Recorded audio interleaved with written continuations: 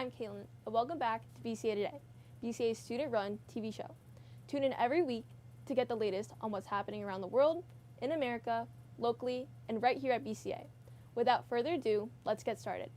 Starting off with school news, BCA's annual semi-formal is coming up on April 10th, and this year's theme is A Night in New York. Tickets are on sale now, so if you're a freshman or sophomore, make sure to grab yours so you don't miss out on a great night. Also, coming up is BCA's annual chocolate competition, which will take place on April 16th.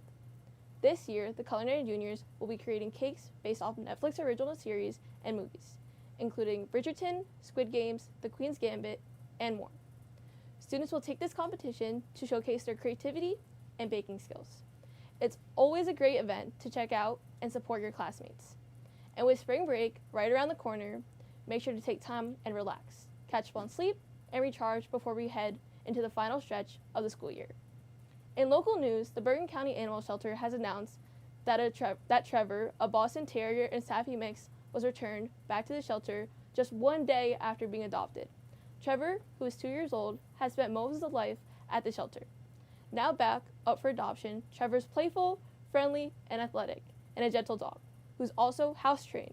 For anyone interested in adopting Trevor, please reach out to the Bergen County Animal Shelter.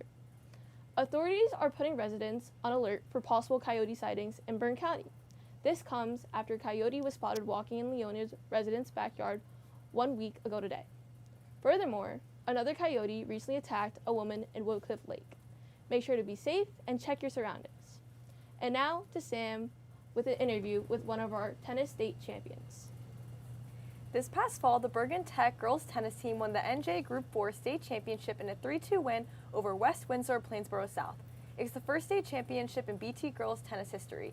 Here to discuss this monumental win is a player on the varsity team, Olivia. Hi Olivia, thank you so much for joining us and congratulations on winning states. First, let's go back before that match against West Windsor Plainsboro South. What did you feel like the environment and the atmosphere was like among the girls on your team? Do you feel like you guys were nervous, excited, or was there a good mixture of both?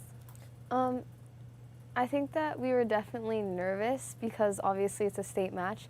But since the previous year we had gotten to the same place before because we had previously gotten to the finals of the state match, but we hadn't won the previous year. So just knowing that we had the chance last year and we have the chance again this year made us more motivated and determined to do so.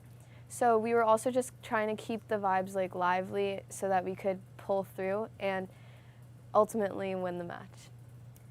And how long did you guys prepare for this match and what was that process like? I believe that we basically prepared for this match kind of throughout the whole season because we played around a total of 20 matches, I would say. And throughout all those matches, we learn new things, we experience new things, we meet new people. So throughout all of those matches and practices we had throughout the whole season, that definitely helped us. And I believe the week before, too, we also trained a lot after school, not just physically, but also mentally. And you're a sophomore, so how do you think you're going to take this experience that you gained going to states and winning a state championship into your final 2 years of BT tennis and trying to help the team reach this amount of success once again? From what I learned from these 2 years was basically that community is very important, especially since our tennis team was very close and we trusted each other, supported each other. Having that good work ethic and being able to be there for each other during matches definitely helped us the past 2 years. So I think if I'm able to implement that same kind of vibe and same attitude towards the next 2 years in my career at BCA, that would allow us to become successful yet again. And what do you think made this team so much different from the other ones you've been on, and what made you guys so successful? I believe, like I said, our team we weren't just students, we weren't just athletes, we weren't just student athletes on the court, but we were also friends on the court, which I think definitely helped us. Being able to be there for each other, trust each other, have fun on the court, not just thinking, oh, we have to win this, but coming together to actually achieve a common goal really helped us to succeed overall. And finally, do you have any advice for students who are watching that are hoping to get into tennis? I think that tennis is a great sport. Doesn't just challenge you physically, but also mentally, like I said, and since it's a very strategic game as well. So if you want to be able to kind of exercise not just your body but your brain. And also, if you're thinking about joining high school tennis, I think it's a great opportunity because you gain new experiences and meet a bunch of new people. So I think if that's something you're up to, you should do it. Thank you so much for joining us, and once again, congratulations on the win. Thank you. Now back to Kaylin for national news. First, the U.S. Supreme Court recently heard arguments in the Murphy versus Missouri, a case that examines whether federal officials went too far in communicating with social media companies about removing certain posts. The decision could now set new limits on how the government interacts with tech platforms and is expected later this year. In other international news, the Federal Reserve, led by Chair Jerome Powell, announced it will keep interest rates unchanged following the latest meeting. The decision comes as inflation has eased compared to previous years, but officials say they are waiting for more consistent progress before making any rate cuts. And now on to international news.